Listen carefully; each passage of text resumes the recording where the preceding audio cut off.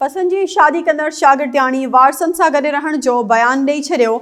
Sindh high court मुबैना अगवा case में छोकिरी खे आरज़ी तौर ते वालिदेन हवाले करे छॾियो आहे। सिंध हाई कोर्ट में केस जी ॿुधणी दौरान मुबैना अगवा ॼाणायल शागिर्दियाणी मुड़ुस बदिरां वालिदेन सां गॾु वञण जो बयान ॾेई छॾियो। सिंध हाई कोर्ट शागिर्दियाणी खे वारसनि हवाले करण जो हुकुम ॾेई छॾियो आहे। सिंध हाई कोर्ट पारां शागिर्दियाणियुनि जे वालिदेन खे 10 लख रुपयनि जा मचलका जमा कराइण जो हुकुम ॾिनो वियो आहे। मुबैना अगवा ॼाणायल शागिर्दियाणी मुड़ुस बदिरां वालिदेन सां गॾु वञण जो बयान ॾिनो। ॿुधणी दौरान जस्टिस इक़बाल कल्होड़े छोकिरी खे घुराए पुछियो त पुट अव्हां जो नालो छा आहे, जंहिं ते छोकिरी ॿुधायो त मुंहिंजो नालो दुआ ज़हरा आहे। मां 7वीं क्लास में पढ़ंदी हुअसि। अदालत में मुंहिंजो वालिद ऐं भेण मौजूदु आहिनि।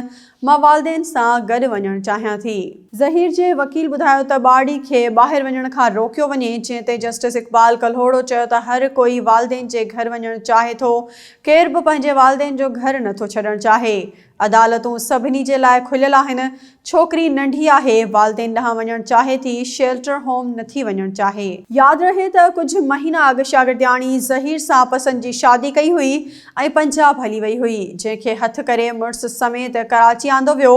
अदालत पारां मुड़ुस सां गॾु रहण जे हुकुम बाद वरी हूअ पंजाब हली वई हुई। मुख़्तलिफ़ ख़बरूं ऐं केस ॿीहर शुरू थियण बाद शागिर्दियाणी ऐं संदसि मुड़ुस ज़हीर खे हिते आंदो वियो हो।